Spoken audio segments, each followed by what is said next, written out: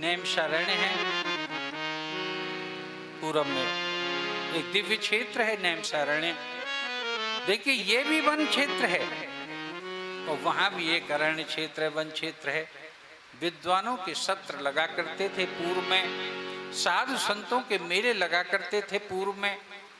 पहले 88,000 ऋषियों का जमावड़ा कोई साधारण जमावड़ा नहीं है। बोलिए वृंदावन बिहारी लाल। कहीं 10-5 हजार लोग इकट्ठे हो जाएं तो वो पूरा शहर का शहर अधर उठ जाता है भीड़ के मारे। यहीं भीड़ अधिक हो जाती है, 2-4 लाख रुपए, 1-2 लाख लोग आ जाते हैं तो यहाँ पर सारी नाकेबंदी कर दी जाती है। तो नैमिषारण्य में एक सत्र है, उस सत्र में विद्वान लोग आए हैं, साधु संत आए हैं। शौनक जी के साथ 88,000 ऋषि भी पधारे थे। शौनक जी उनके मुखिया हैं कि नैमिषे सूतमासीनम, वहां नैमिषारण्य में उस सत्र में उस दिव्य महोत्सव में सूत जी आसीनम, सूत जी आसीन होते हैं, विराजते हैं, पधारते हैं। के अभिवाद्यम महामतिम, उन महामती की पुरुष का देखिए 2 चीज हैं। महामती किसे कहते हैं? परम विद्वान को कहते हैं, जिनकी मति, जिनकी बुद्धि बड़ी विस्तृत होती है, बड़ा विस्तार होता है, उसे कहते हैं।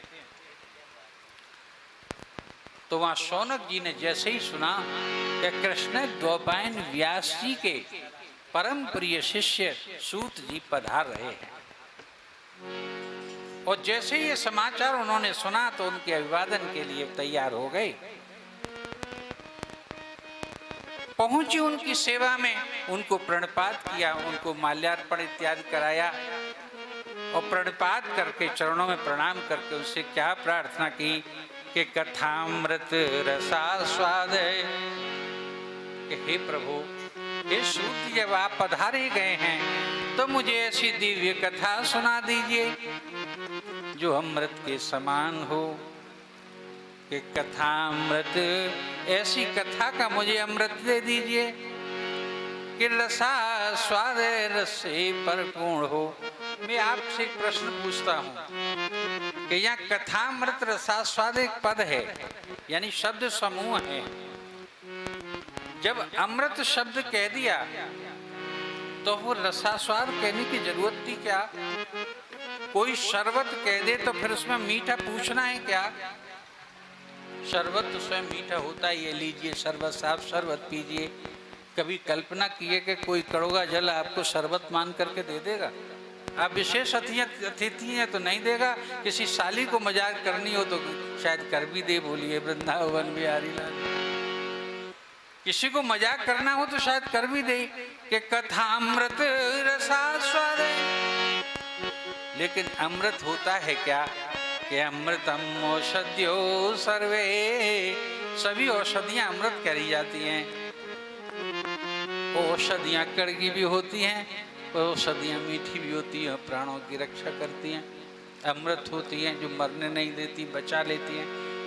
तो यहाँ उन्होंने कह दिया कि आप अमृत तो दीजिए, लेकिन ऐसा अमृत मत दीजिए कि जो कड़वा हो और नीचे न उतरे, कषाय हो तो कथामृत रसास्वाद और कुशल शौनक अब्रवीत।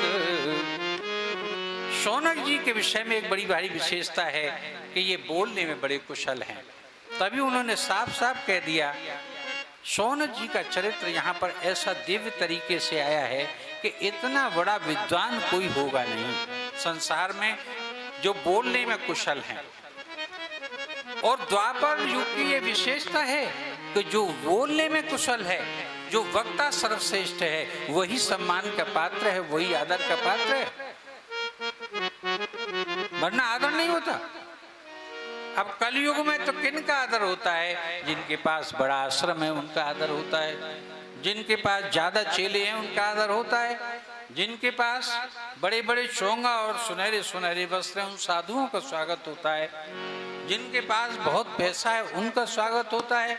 लेकिन पहले विद्वत्ता का स्वागत होता था। सोच के देखिए, कल्पना करके देखिए कि जिस सभा में सुखदेव जी आए हैं उस सभा में कौन कौन बैठा था।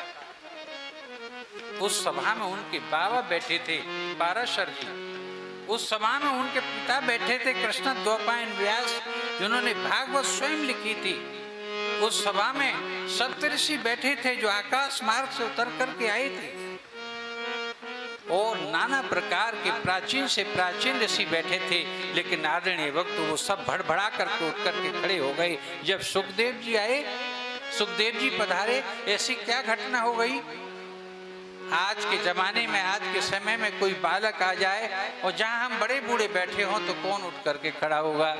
लेकिन उस समय एक आचार संहिता बना दी गई थी विद्वानों के द्वारा कि जहां सभा लग रही हो और उस सभा में विद्वान लोग बैठे हों, चाहे कोई कितना ही हरलेन वित्तेन पलितेन, किसी के वित्त अधिक है तो उसका स्वागत नहीं होगा, कितना ही बड़ा संत क्यों न हो। न वित्तेन पलितेन, किसी के बाल पलित हो गए हों, पक गए हों या भूरे पड़ गए हों उम्र के कारण, तो उसका स्वागत नहीं होगा। बोलिए वृंदावन बिहारी लाल की जय। और न हैरान जिसकी आयु बढ़ गई हो 200 वर्ष का हो तो उसका स्वागत नहीं होगा। कि वशिष्ठ भी आए हैं कि प्रभु वशिष्ठ, पुलत्स है, पुल है, क्रतु, ये सब आए हैं वहां पर। लेकिन सुखदेव जी जब आए तो सभा उठ करके खड़ी हो गई। वो क्यों हो गई सभा उठ करके खड़ी, क्योंकि उस समय की आचार संहिता थी कि जो सबसे अच्छा वक्ता हो, सबसे अच्छी व्याख्या कर लेता हो, वही आदर के योग्य है, उसी को उच्चासन मिलेगा, उसी को सम्मान मिलेगा।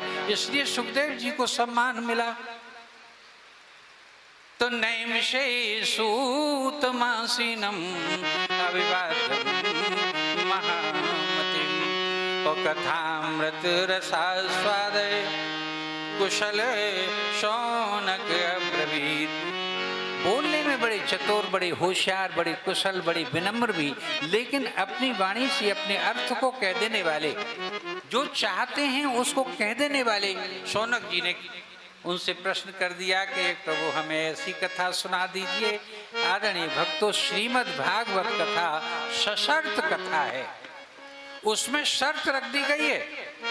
अन्य जितने भी पुराण हैं उनमें न कोई वक्ता की शर्त है न उनमें किसी श्रोता की शर्त है, लेकिन यहाँ पर शौनक जी की शर्त है। और शौनक जी पहले ही ये प्रस्ताव कर देते हैं कि हमें ऐसी कथा सुना दीजिए। तो पहला प्रश्न क्या है उनका कि कैसी कथा सुना दीजिए कि अज्ञान ध्वांत विध्वंस है, कि जो हमारे अज्ञान का विनाश कर दे, ऐसी कथा सुना दीजिए। ध्वांत माने धुएं को, कि अज्ञान ध्वांत विध्वंस है, उसका विध्वंस कर डाले, ऐसी कथा सुना दीजिए। और कोटि सूर्य सम प्रभय, जिसका प्रभाव करोड़ों के सूर्यों के समान हो, ऐसी कथा सुना दीजिए। आदरणीय भक्तों में एक और यहाँ प्रश्न बता दूं आपको कि अगर कोई सूर्य से ज्यादा तेजस्वी है तो वो सूर्य से ज्यादा तेजस्वी केवल ज्ञान ही है, अर्थात हमें ज्ञानमयी कथा सुना दीजिए। जब उन्होंने ये कहा कि सूताख्याय कथा सारम, ये सूत जी हमको आख्याय कहिए ऐसा कथा सारम। ध्यान देने की बात है कि कथा नहीं, हमको कथा सार सुना दीजिए। और मैं आपको निवेदन कर दूं कि ये 2 जिल्दों में श्रीमद् भागवत कथा है आपकी, और ये कथा सार रूप है। अगर वास्तव में इसका विस्तृत रूप इस कथा में कोई भी इतिहास जो दिया गया है, कोई भी इतिहास वो पूरा नहीं है। ये व्यासपीठ से बड़े विश्वास के साथ कह रहा हूं, केवल भक्ति ज्ञान और वैराग्य की प्रतिपूर्ति जितने अंश से हो गई है, कृष्ण द्वैपायन ने उतने ही अंश को इसमें रखा है, इससे ज्यादा बड़े इतिहास को नहीं रखा। इसलिए सब इतिहासों में कटिंग लगी हुई है। बात इतिहास की कह रहा हूं, सबको संक्षिप्त करके रखा है, लेकिन फिर भी इतनी मंगलमयी और इतनी आनंदमयी ऐसी अद्भुत कथा ये बन पड़ी है कि जो हमारे जीवन का निरंतर उद्धार करती है, क्योंकि उसमें ज्ञान और भक्ति वैराग्य से लेकर के संपूर्ण हमारे जीवन के लिए जो कुछ है वो सब है। कि सूताख्याय कथा सारम, कथा का सार है ये। अगर विस्तार में किसी विद्वान को जाना हो, अगर भागवत से आगे के इतिहासों को जानना हो, तो फिर हमको दूसरे इतिहास ग्रंथों को तलाशना पड़ेगा। विशेष रूप से जिसने महाभारत पढ़ लिया, बोलिए वृंदावन बिहारी लाल की जय, वही भागवत के संपूर्ण इतिहास को जान पाएगा। और ये तो 2 जिल्दों में है और वो 6 जिल्दों में, और इनसे जिल्द उनकी मोटी मोटी हैं। पहली उन्होंने जब ये शर्त रखी तो उन्होंने कहा कि ठीक है, हम इसी प्रकार की कथा आपको सुना देंगे। फिर उन्होंने शर्त एक और रख दी कि हमको ऐसी कथा सुना दीजिए जो हमारा विवेक वर्धन कर सके, जो हमारा ज्ञान वर्धन कर सके। ज्ञान के बिना तो संपूर्ण शून्य है।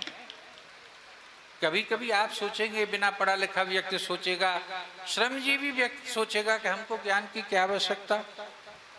लेकिन मैं आपसे निवेदन करता हूँ कि हमारी मन और बुद्धि ही ज्ञान को नहीं सुनती, हमारी आत्मा भी ज्ञान को सुनती है। हमारा अंतस मन ज्ञान को श्रवण करता है।